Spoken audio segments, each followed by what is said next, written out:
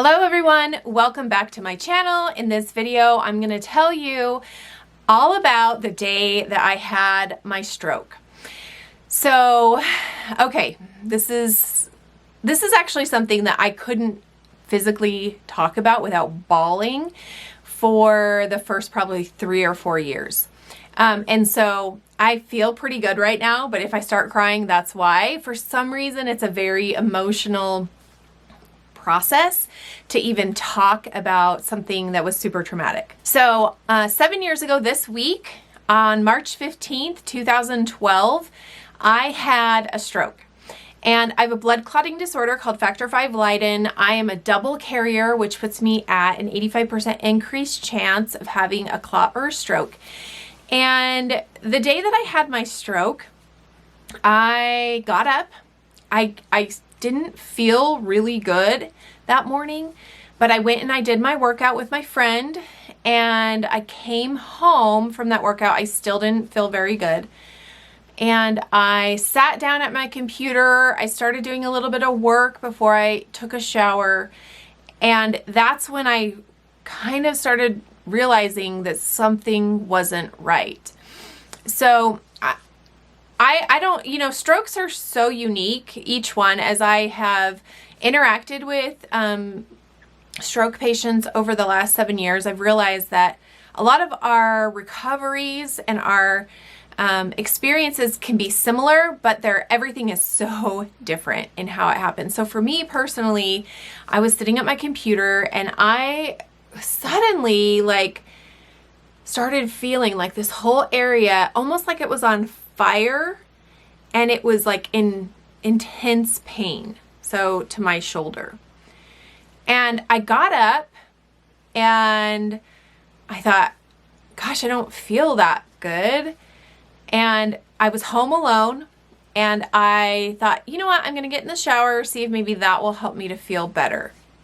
So I went into my bedroom and I jumped into the shower. By the time I got into the shower, I was having a hard time lifting my arm. And it just felt super weak, and I was like trying to lift it up. And then I went to step into my shower, and my left leg, I realized I was having a hard time lifting that as well. So I thought, maybe this isn't a good plan. And I called my husband and I was crying, and he was like, what's going on? And I said, I don't know. I don't feel good. There's something, like my arm's hurting, my leg is hurting. I was having a hard time kind of explaining what was going on. And he asked me to call the neighbor. Well, first he was like, do you need an ambulance? And I was like, no, I'll probably be fine. And then he said, well, why don't you call Nikki and see, if she can come down and be with you. And so I hung the phone up and I went and I sat on my bed, and I remember sitting there thinking, something's not right. And I was having a hard time articulating my words. And so by the time I decided to call for help, I was having a harder time getting my words out. And this is actually a funny part of a tragic story that has a happy ending, because here I am, I'm alive and well. I called my mom, and my mom is awesome, and she is very energetic and just fun. And anyways, so I called her, and she said, Mandy, can I call you right back? Click. And so I couldn't even get any words out. So I just sat there on my bed. I was crying. I knew something was wrong. I was really having a hard time lifting my arm. I didn't really want to put any weight on my leg. And she called me back a couple minutes later and said, hey, what's going on? And she could tell by the way I was talking that something was wrong. And she's like, I'll be over there in 5 minutes. So she came over, and in my mind, I was just sitting there thinking, okay, I just need to go to the doctor's, not necessarily the emergency room, because I don't feel good. I felt almost delusional. I remember my mom asking me things, and I was having a hard time getting what was here out here. And that makes me really emotional, because, sorry. Because it's a scary thing to feel like you can answer in your brain, but you can't get it out of your mouth. So my mom knew something was wrong. Sorry, see, I told you, it's a good thing I waited 7 years because this is an emotional thing to talk about. And she said, okay, Mandy, like she wasn't going to fight with me. She said, just get in my car. And she drove me down to one of the top stroke hospitals in Southern California. She didn't know that at the time. And got out. I went into the ER and checked in. And of course, like they ask you what's wrong. And I said, I'm having a hard time lifting my arm. My leg is having a hard time moving. Sorry. And so they took me right back. When you have those symptoms, you don't wait. And the first thing they do is they have you put your arms out in front of you and close your eyes. And instantly, when I closed my eyes, they called the stroke code. Because apparently when you're having a stroke, when you do that, your arm will often droop. So that's a good thing to know. If you think you're having a stroke and somebody's with you, you can close your eyes and just see how that goes. Oh my gosh, I'm sorry. I told you I might cry through this. It's a very emotional thing. I remember sitting there and not really having the ability to communicate as well as I'd like to.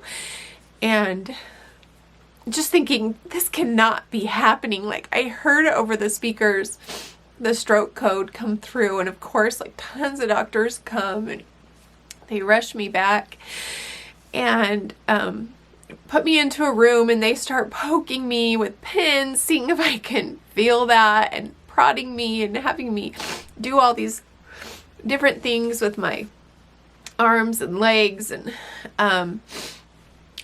they started giving me some options, and of course I'm having a hard time like even communicating. And so my mom was there, and she was the one that was really kind of being the liaison, and she called my husband who was at work and just said, you know, you might want to come down. They are saying that she had a stroke, and there were some decisions we had to make because of the medication that is a possibility that they can give you. Now, they did take me in, I think, to like a CT scan or like an MRI or something like that. Sorry, I'm totally crying. To see if there was a brain bleed, and there wasn't. And so they knew that if there was a clot, they said that it often doesn't show up on that particular test, and that they would have to do it the next day. But so the big question is do you get the clot busting medicine and risk bleeding to death instead of, but that will actually break up the clot and allow you to really have a full recovery. So there's a 3-hour window that you can get in and do that. And so if you are feeling like you might be having a stroke, my advice is get in as soon as possible, because and try and have somebody identify the time that you started feeling that way, because you have 3 hours. And after those 3 hours, it's harder for your body to recover and deal with the damage in the brain. The 3 hours before, they find that it's a lot easier to manage. And so my neurologist that I was working with was amazing. And in fact, every time I went back to see him, I would cry my eyes out to him and just thank him for saving my life. But he held back on the clot buster, knowing the time that it had started, knowing that we had a 3-hour time period.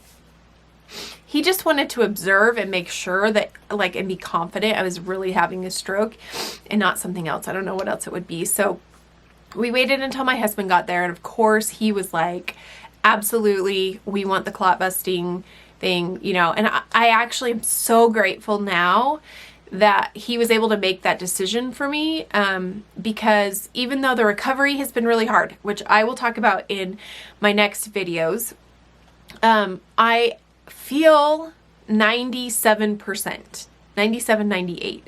I still have a few residuals from the stroke, but they're not anything anybody but myself and my husband and my kids notice. So anyways, thanks for watching. I'm so sorry. I just bawled my eyes out on camera. If you like this video, please give it a thumbs up. Don't forget to subscribe below if you would like more videos about essential oils in my life and strokes and Disney princess dresses, because I like to make those.